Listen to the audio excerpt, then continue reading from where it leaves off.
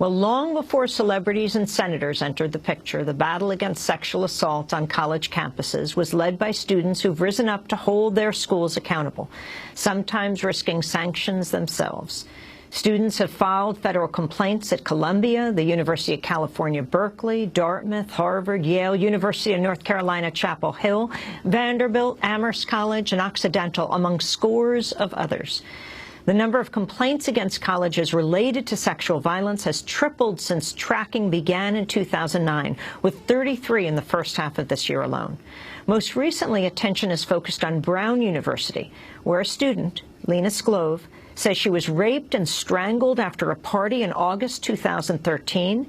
Her alleged rapist, a fellow student, was found responsible for 4 violations of the Student Conduct Code, including sexual misconduct that involves one or more of the following: penetration, violent physical force, or injury. Sclove says a university panel recommended a 2-year suspension, but a dean reduced that to 1 year. Sclove appealed, seeking a harsher sentence, but was denied. Since her accused attacker remained on campus throughout the hearing and appeal, his 1-year suspension effectively became 1 semester.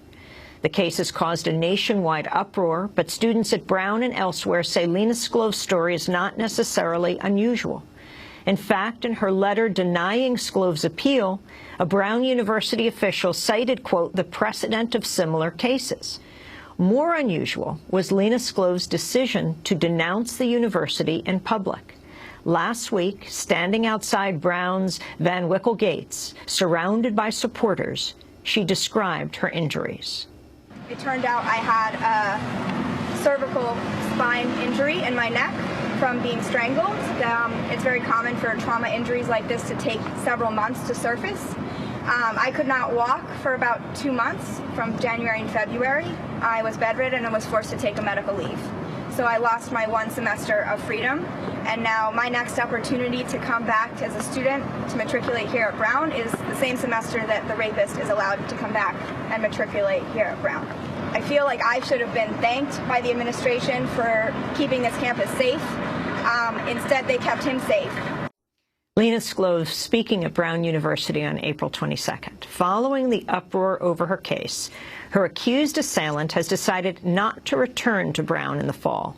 Lena Sclove joins us now in New York, along with Wagatwe Wanjuki, an organizer with the Know Your 9 campaign, which helps empower students to file complaints against their schools under Title IX. She's also a contributor at Feministing and a former student at Tufts University, where she filed a complaint in 2008 after 2 years of alleged rape and abuse by a fellow student, but Tufts did not take action. She was in Washington, D.C. Tuesday for the announcement of the White House report. Lena and Wagatwe, welcome. Lena, let's begin with your case, and thank you very much for joining us. It's extremely brave to speak out as you are doing. Can you talk about what happened to you? Sure. The perpetrator was a friend of mine. We had met at a mid-year transfer orientation. He seemed like a nice guy. We spent time together over the summer, and then we had been intimate a couple of times, and I think it's really important to be open about that because many survivors feel that they can't come forward because not only do they know the person, but maybe they had been intimate or dated the person before. That does not mean that it can't be rape in the future. So we had decided that it was over. We weren't interested in moving forward. We were at a party on August 2nd, 2013. Both of us had been drinking. We left the party, and sort of there was definitely flirtation, and at this point it was all consensual until I was basically pinned against a telephone pole. He had his hand wrapped around my neck. I couldn't breathe, and I couldn't move, and that is the moment it became completely unconsensual, and the rest of the night is the nightmare that keeps reliving in my head. You said you were strangled twice and you were raped. Yes, he then got me back to his apartment saying that he would just get me some water and walk me home. Instead, he proceeded to undress me and rape me and choke and strangle me during the rape again, a second time. After this happened, what did you do? Well, I was completely in shock the next day. To be perfectly honest, I the first person I called was a dear friend of mine who's quite much older than me. It was, 6 in the morning. I woke up. I knew exactly what had happened to me. I was in pain all over. And I think it was very hard for her to understand, what had happened. And it's really crucial to understand that the first person you go to tell has this immense amount of power.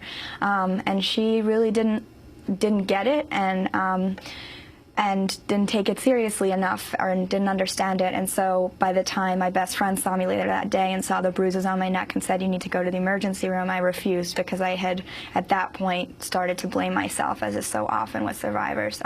So it wasn't until 5 days later, on the Wednesday after the attack, that I called the Brown Rape Crisis Line, and was immediately told to go to health services, the Brown Health Services, to get tested. And it was basically too late to get a rape kit at that time.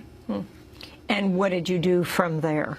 Well, from there, I was basically introduced to a sexual assault advocate on campus who is a wonderful woman, and there are incredible people at Brown who, do support survivors. The problem is it's a broken system. They are working in a broken system.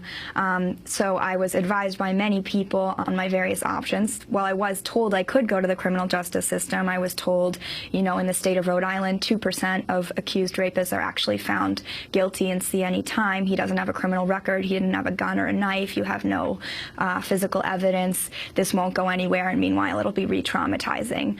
I was also not given the information that it is possible to go to the police, have pictures of the bruises taken, have the evidence collected, and not make a decision at that time whether or not to press charges.